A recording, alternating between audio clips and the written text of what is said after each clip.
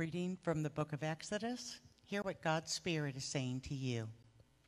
Then the Lord said to Moses, "Now you shall see what I will do to Pharaoh. Indeed, by a mighty hand he will let them go. By a mighty hand he will drive them out of his land." God also spoke to Moses and said to him, "I am the Lord. I appeared to Abraham, Isaac, and Jacob as God Almighty, but by my name, the Lord, I did not make myself known to them. I also established my covenant with them to give them the land of Canaan, the land in which they resided as aliens. I have also heard the groaning of the Israelites, whom the Egyptians are holding as slaves, and I have remembered my covenant. Say therefore to the Israelites, I am the Lord, and I will free you from the burdens of the Egyptians and deliver you from slavery to them. I will redeem you with an outstretched arm and with mighty acts of judgment. I will take you as my people, and I will be your God. You shall know that I am the Lord your God, who has freed you from the burdens of the Egyptians. I will bring you into the land that I swore to give to Abraham, Isaac, and Jacob. I will give it to you for a possession. I am the Lord." Moses told this to the Israelites, but they would not listen to Moses because of their broken spirit and their cruel slavery. Then the Lord spoke to Moses, "Go and tell Pharaoh, king of Egypt, to let the Israelites go out of his land." Here ends the reading of words that give us insight on God. May God grant us wisdom and courage for interpretation.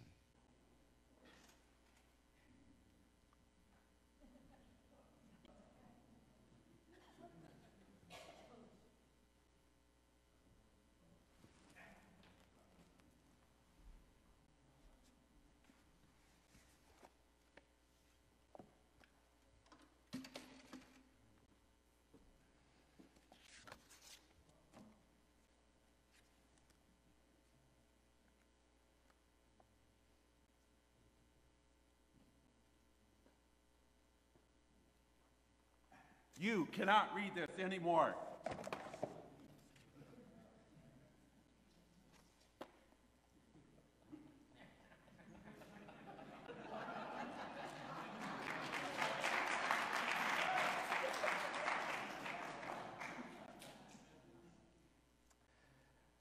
You know, books are being banned at an alarming rate in the United States of America.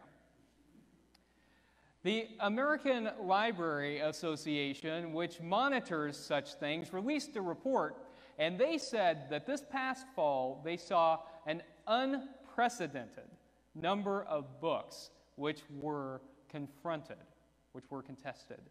330 books just this fall. It's shocking that there are more books that are being questioned. This has, of course, always been something that has happened, especially in schools. But what has happened that has made this scary is the increasing frequency and the tactics that are being used to confront these books. It's largely done by conservative groups, though not exclusively by conservative groups. And these are groups that are screaming out cancel culture because of the book's subject matter, because most of the books that are being targeted are books that are about race and about LGBTQ+ affirmation. Because God forbid we live in a society where we actually talk about race. God forbid that we live in a society where we talk about the affirmation of LGBTQ+ folks. God forbid we live in a society that is actively anti-racist. God forbid we live in a society where we love people for who God created them to be, right? And so these groups are using methods like legislation, like endorsing political candidates who don't have a problem with banning books, and even bringing lawsuits against librarians who put books on the shelves that they deem to be inappropriate. None of those lawsuits have held up, thank God. But you see the problem here. So many books are being confronted and banned that I thought maybe a small little thing that we could do this Lent was to read those books, to pull them right on out, to sit down with them, and to talk about the spirituality that we find in these books that people don't want you to read. All of these books have spent time at the American Library Association's list of confronted books. The book that we're reading next week, George, which is now being published as Melissa, and then All Boys Aren't Blue, that we're reading in a few weeks, spent time at the top of the list. To Kill a Mockingbird has spent decades on the list. And this may sound odd since it permeates our culture in so many ways, but the Harry Potter series, believe it or not, is the most contested series of the 21st century. Which brings me to Mouse. Perhaps you all saw a couple of months ago the news that Mouse was removed from the curriculum of the McMinn County School Board or school district in eastern Tennessee. So the McMinn County School Board voted unanimously 10-0 to take this book out of the curriculum. Mouse is a book that was written by Art Spiegelman and focuses on the Holocaust. It also is the only graphic novel ever so far to have won the Pulitzer Prize. So it was shocking that this was taken off the shelves, taken out of the hands of students, particularly because it happened in January, which is when the world honors World Holocaust Remembrance Day. So the optics on this were very bad, and it at least seemed like the school district was trying to erase memory of and education about the Holocaust. Art Spiegelman said that this move was Orwellian and definitely myopic, and indeed, if their goal was to keep people from reading Mouse, it backfired big time. Mouse quickly went to #1 on Amazon's bestseller list. It hadn't even been in the top 1,000, and now it was #1. Were any of you able to get your hands on Mouse? A couple, but here's the thing. So many people are reading it that it is sold out. Have any of you read this before? A few have read it. So Mouse is the gripping graphic novel about the Holocaust. And I was immediately enthralled with this book, and I was sitting down to read it, and it grabbed a hold of me right away. And this may sound odd, but it struck me as a sort of gritty Tuesdays with Maury, and that's because Art Spiegelman sits down in the comic book and in real life with his father, Vladek Spiegelman, and interviews him about his experience before, during, and after the Holocaust. And we see that in the graphic novel. One of the things that I think is powerful about this is that we not only see what his experiences were with the Holocaust, but we see what his real life was like. We discover what it was like to be living a real life and to be caught up in the midst of this Holocaust, and then what it was like to try and live afterwards. We hear a bold story about Art Spiegelman's mother, Anja, who struggled with mental health concerns before the Holocaust, during, and then obviously afterwards, and eventually died by suicide. We learn about what kind of impact that had on Art himself, and this was groundbreaking for the time when this was published. We, of course, also learn about what their struggles were like during the Holocaust. We see Vladek Spiegelman as a prisoner of war. We see him trying to escape to his family. We see Vladek and Anja Spiegelman, Art's parents, making the difficult decision about what they're going to do with their eldest son. And they eventually decide to send him to live with an aunt, hoping that he'll be far enough away from the danger. Then we see the aunt make the horribly difficult decision to poison the family rather than let them go to the gas chambers. We see the horrors of what the Holocaust was like. We see Vladek and Anja end up in Auschwitz.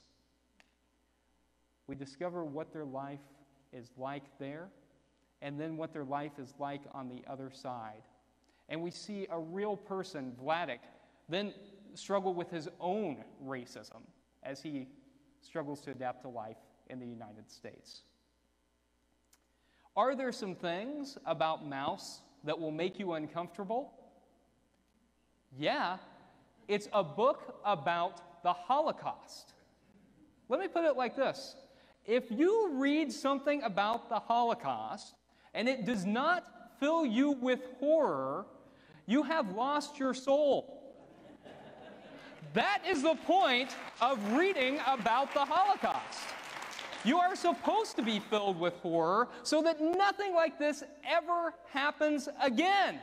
That's why we want our youth to read about this. This is why we want the general population to read about these atrocities that were committed so that we don't go down that path, or when we catch ourselves going down that path, as I think we caught ourselves going down that path, that we can do something to name it, to name the dangers, and to try and make changes.